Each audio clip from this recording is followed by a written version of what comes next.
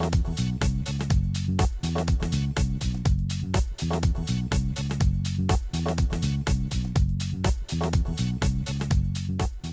there, I'm Jenna Leyton, the Vice President of Legislation for San Diego SHRM, and today I'm bringing you your quarterly employment law and legislation update.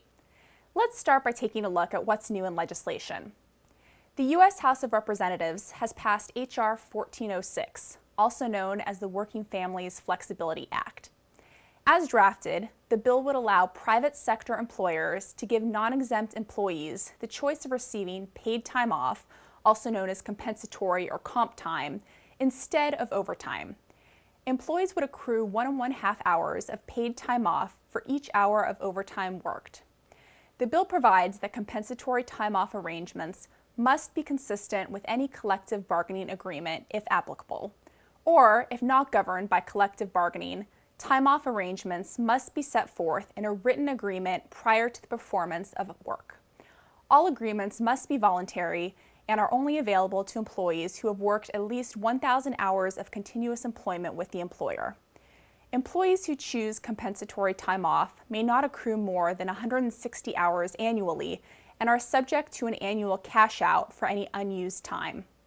Notably, H.R. 1406 includes numerous employee protections for workers who choose to participate in a comp time program. Among other things, the bill prohibits employers from intimidating or coercing employees into a comp time arrangement, allows employees to use the comp time at their discretion unless the time off unduly disrupts the business operations of the employer, and allows employees to opt out of the comp time arrangement at any time and receive cash payments for banked hours. The bill now moves on to the U.S. Senate.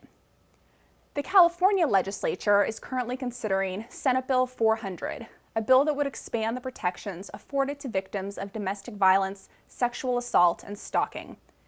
Existing law prohibits employers from taking adverse employment action against victims of domestic violence and sexual assault who take time off from work to attend to issues arising as a result of the domestic violence or sexual assault, as long as the employee complies with certain conditions. This bill would extend these protections to victims of stalking and would also prohibit an employer from discharging or in any manner discriminating or retaliating against an employee because of the employee's known status as a victim of domestic violence, sexual assault, or stalking. The bill would further require the employer to provide reasonable accommodations for such victims and create a private right of action for an aggrieved employee to seek enforcement of the above noted provisions.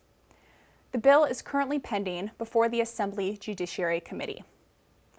Let's now move from legislation to the judiciary and take a look at some of the case rulings that may affect your business. In two landmark decisions, the U.S. Supreme Court ruled that the Federal Defense of Marriage Act is unconstitutional and effectively nullified California's hotly debated Proposition 8.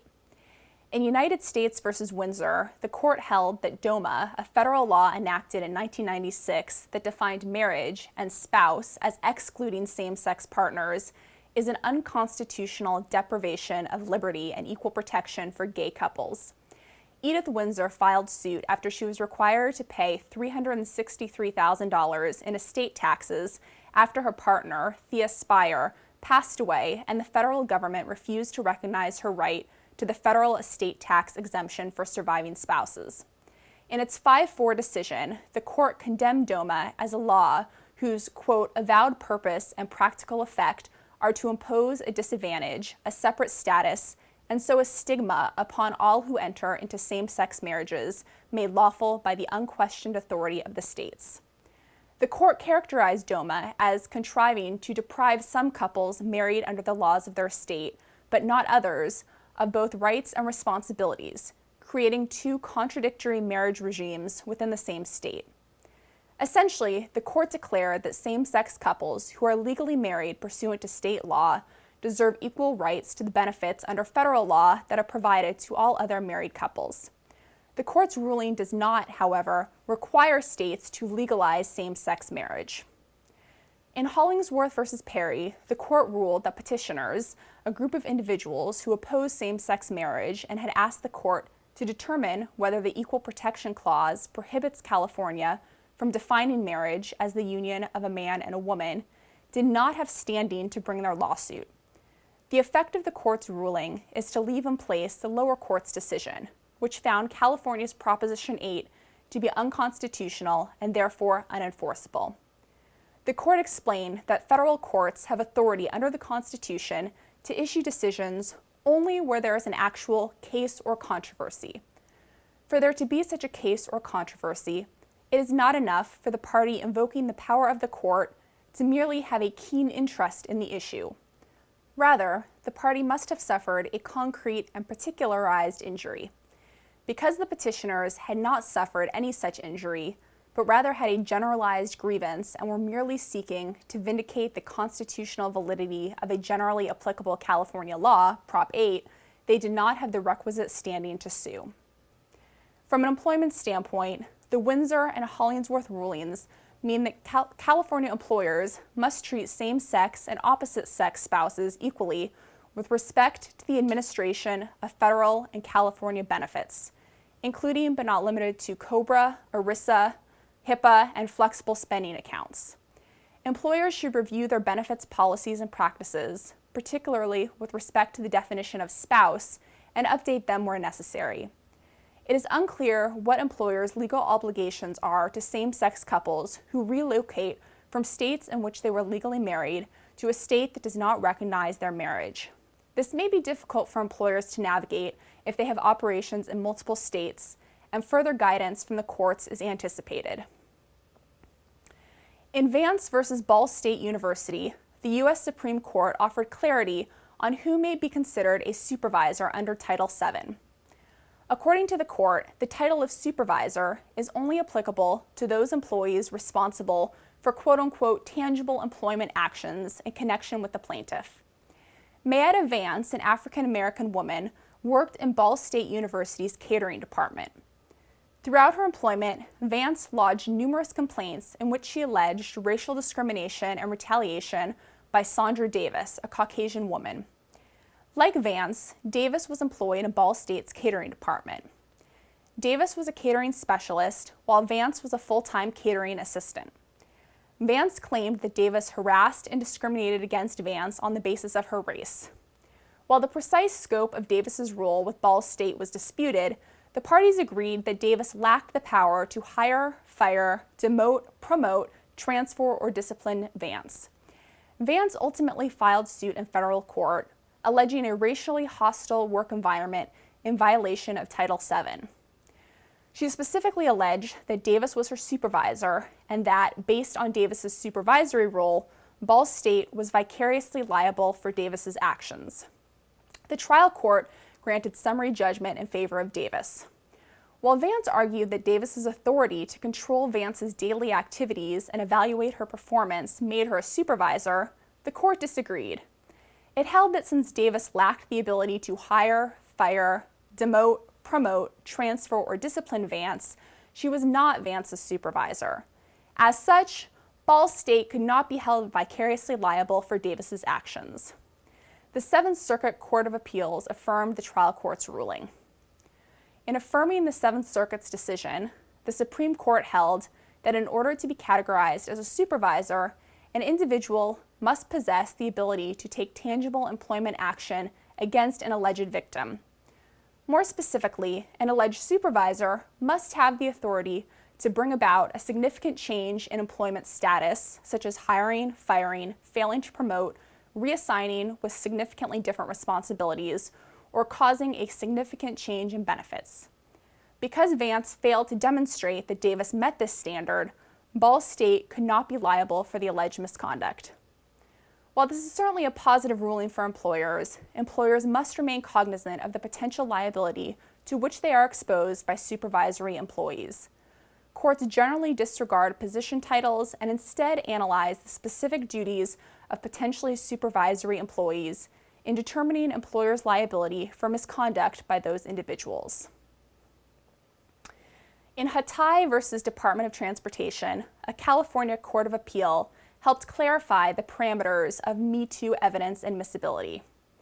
The court held that a plaintiff in a discrimination case may not improperly broaden the scope of his or her allegations in order to permit the admission of testimony from individuals whose allegations against a particular defendant lack sufficient similarity to those made by the plaintiff. Kenneth Hatai was employed as a senior traffic engineer at Caltrans and worked under the supervision of Samir Haddadin. Hatai is of Asian ancestry, while Haddadin is of Arab descent.